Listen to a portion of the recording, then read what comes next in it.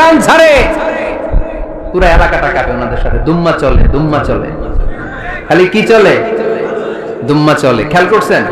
আপনার কাছে যদি বাজায় এই টেবিলটা কাঁপবে, সাথে সাথে আপনার শরীরও কাঁপবে, আপনাকে ক্রেজি বানাবে। ইসলাম বলেছে না, যেটা তোমাকে ক্রেজি বানায়, যেটা তোমাকে অস্থির বানায়, যেটা তোমাকে অশ্লীল বানায়, ওটাকে হারাম করেছে কে? কিন্তু তার বিপরীতে সুস্থ বিনোদন আমাদের জন্য হালাল করে দিয়েছে কে?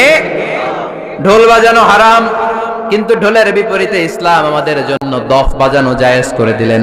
আল্লাহর হাবিব সাল্লাল্লাহু আলাইহি ওয়াসাল্লাম যখন মক্কা থেকে হিজরত করে মদিনাতে গেলেন, মদিনার সানিয়াতুল ওয়াদা নামক জায়গায় মদিনার আবাল বৃদ্ধ বনিতা সাহাবারা, নারীরা, পুরুষেরা, ছোট্ট সোনামণিরা দফ হাতে নিয়ে বিশ্বনবীকে ওয়েলকাম জানাতে শুরু করলেন। আল্লাহর হাবিব সাল্লাল্লাহু আলাইহি ওয়াসাল্লাম বলতেন, আ'লিনু আন নিকাহ বিদ-দুফুফ।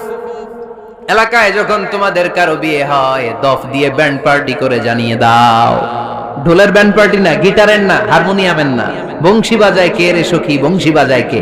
ওই বংশী দিয়া না, ওই বংশী হারাম, বাঁশি বাজানো হারাম, কিন্তু দফ বাজানোকে হালাল করে দিয়েছে কে? বিয়ের ঘোষণায় দফ বাজিয়ে ব্যান্ড পার্টি করতে বলেছে বিষ্ণু ঈসা ইসলাম।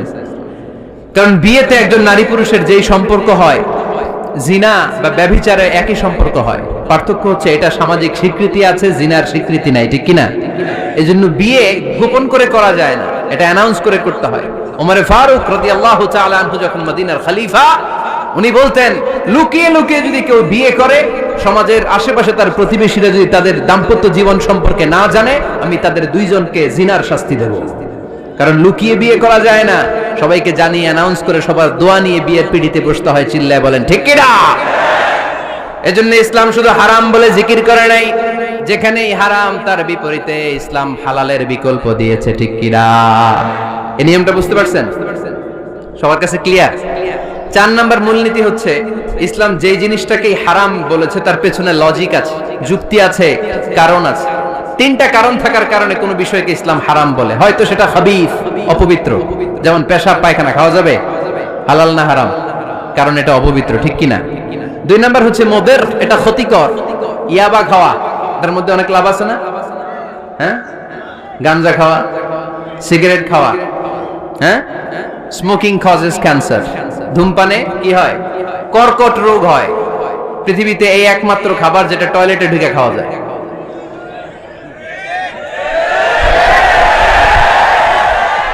সিগারেট ছাড়া, এটা ছাড়া, এটা কোন খাবার টয়লেটে বসে খাওয়া যায়?